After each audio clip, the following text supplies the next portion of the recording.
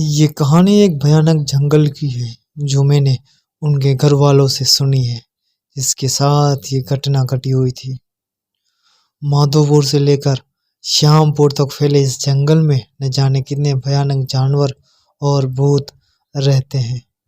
इस बार मैं श्यामपुर रक्षाबंधन पर दीदी के यहाँ पर गया हुआ था। वहाँ के लोग उस जंगल के बारे में बताते रहते हैं कि इस जंगल में आत्माएं, भूत प्रेत रहते हैं। तो मुझे तो वैसे भी भूत प्रेतों पर विश्वास है, शायद आप लोगों को भी हो या नहीं भी हो। मैं 26 जनवरी को अपने जीजा जी के कॉलेज गया हुआ था। वहाँ के लोग उन्होंने आचार्य जी कहते हैं 26 जनवरी का प्रोग्राम खत्म होते ही हम लोग अब घर वापस जाने ही वाले थे कि वहाँ के पड़ोसियों ने उन्हें घर पर खाना खाने के लिए बुला लिया। हम लोग उनके घर खाना खाने के लिए चले गए। ऐसे ही बातों में देर हो चुकी, तब अचानक उन्होंने अपने आप बीती एक कहानी हमारे संग शेयर की।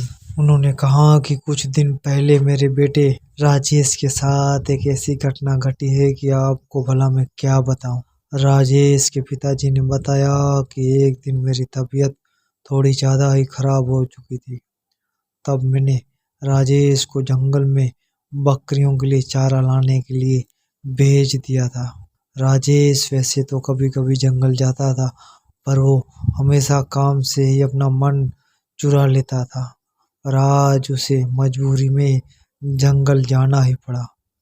और रास्ते में चलता गया, उसे कहीं भी पास में ही चारा नहीं मिला, क्योंकि पास के सारे पेड़ तो पहले से ही बकरियों के लिए काट चुके थे और वो जंगल की ओर अंदर ही अंदर चला जा रहा था। घने जंगल में पहुंच गया, जहां पर बहुत पास पास और लंबे लंबे पेड़ हुआ करते थे। पेड़ इतने घने थे कि आसमान तो नजर भी नहीं आ रहा था। बरसात का टाइम था, अच्छी बरसात हो गई थी, तो पूरा जंगल पूरी तरह से हरा भरा हुआ था। पत्थरों पर पानी ऐसे बह रहा था जैसे साफ कोई झरना बह रहा हो। पहाड़ों से नीचे की ओर आता हुआ पत्थरों पर साफ पानी पूरी तरह से बह रहा था। वहां पर इतनी शीतलता थी कि उसके देखते ही थकान दूर हो गई। उसने सोचा कि पहले मैं थोड़ा आराम कर लेता हूँ, फिर मैं घास काट कर चला जाऊंगा। थोड़ी देर हुई थी कि उसे सोते हुए उसने एक सपना देख लिया। उसने देखा कि वो चारों के चक्कर में बहुत दूर आ गया है और वो अब रास्ता भूल गया है। उसने सपने में देखा कि उसके सामने कोई खड़ा है। उसकी शक्ल देखते ही उसकी आंखें खुली की खुली रह गई और वो डर गया। अब उसे वो ज्यादा डर लगने लगा। अब चारा तो काट रहा था, पर वो सपने की बात बात में ही याद करते बहुत ज्यादा घबराया हुआ था। उधर सूरज भी ढलने वाला था। उसके हाथ दूर दूर तक किसी भी आवाज भी सुनाई नहीं दे रही थी। वो जल्दी जल्दी चारा काट ही रहा था कि उसे आपस में बात करते हुए एक आवाज उसके कानों में सुनाई देती है। उसने सोचा कि कोई आदमी होगा तो मैं उसी के साथ घर चला जाऊंगा।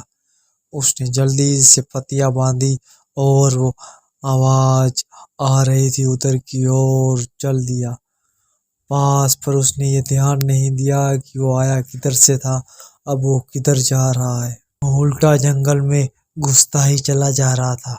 आवाज और साफ उसे सुनाई देने लगी तो वो और आगे बढ़ा। उसने देखा कि दो लोग आपस में बात कर रहे हैं और उनकी पीठ दिखाई दे रही थी। उसने उनके पास जाकर बोला कि क्या तुम मुझे घर जाने का कोई छोटा सा रास्ता बता सकते हो।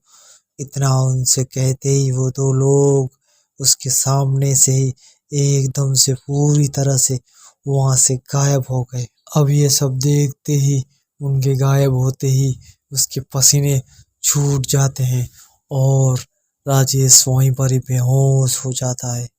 जब उसे होश आता है तो वो भला क्या देखता है कि वो सपने वाला आदमी उसके सामने ही खड़ा है। बड़ी बड़ी लाल आंखें, दांत बाहर निकले हुए, ऊपर से नीचे तक इतना भयानक कि वो डर गया और पागल सा होकर यहाँ वहाँ वो भागने लगा।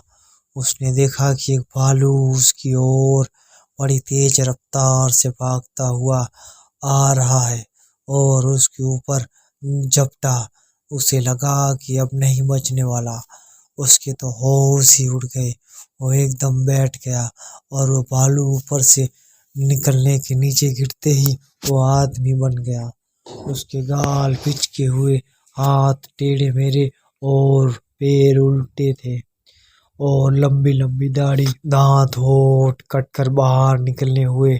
राजेश तो बस उसे देखते ही पूरी तरह से और ज्यादा डर चुका था, पर उसके होश सब ठिकाने भी नहीं थे। वो वहीं पर गिर पड़ा। इधर घर वालों की चिंता हो रही थी कि अंधेरा हो गया, राजेश अभी तक भला क्यों नहीं आया। उसके बड़े भाई ने कहा कि अभी आता ही होगा। सब लोग जब इंतजार करके अब थक चुके थे तो करीब रात के 11 बज चुके थे। अब उसके भाई को लगा कि शायद अब कुछ न कुछ गड़बड़ हो चुकी है। कुछ लोगों ने कहा कि चलो उसे ढूंढते हैं, क्या पता इतने बड़े जंगल में कहाँ क्या हो गया हो। सब लोग लाठी वाले टॉर्च लेकर राजेश को ढूंढने के लिए निकल पड़ते हैं। उसका भाई अपाहिज था, वह पैर से चलता था, इसीलिए उसके पिताजी ने कहा कि बेटा तू यहीं पर अपनी माँ और बहन के पास रुक जा, हम लोग जाते हैं, कुछ खबर होगी तो हम बताएंगे। पूरी रात जंगल में ढूंढते हुए हो गई थी, पर उसका कुछ भी अता पता अभी तक नहीं चला। जहाँ तक कि वो लोग जाते थे वहां तक सारा जंगल उन लोगों ने छान मारा, मगर राजेश का कोई भी पता नहीं चला।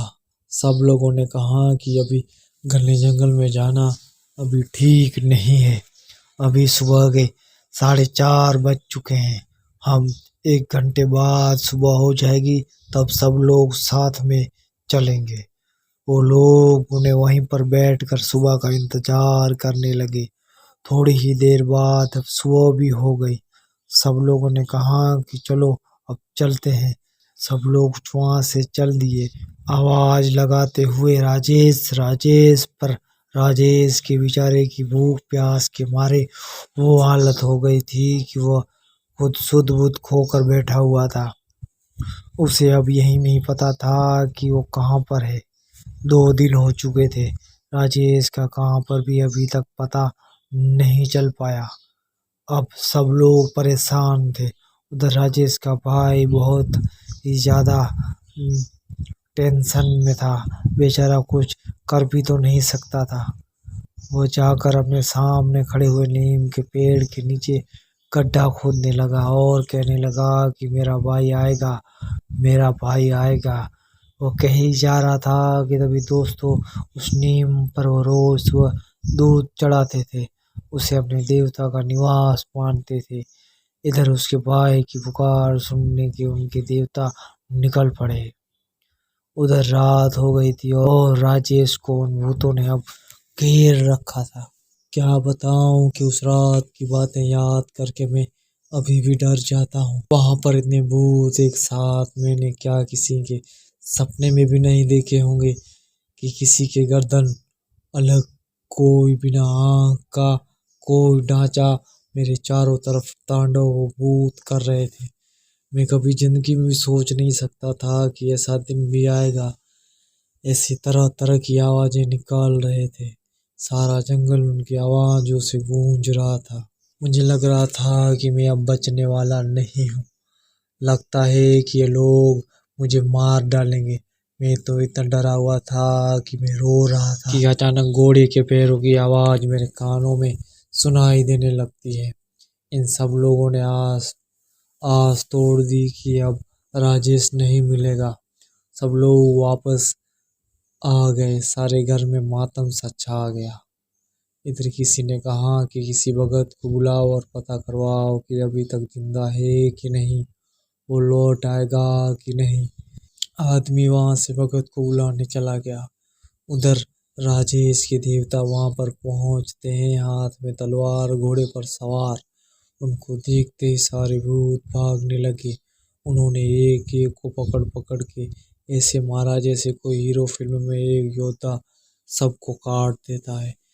जैसे ही उनकी तलवार उनकी गर्दन पर पड़ती तो मिट्टी में मिल जाते। यह सब राजेश अपने आंखों के सामने होते हुए देख रहा था।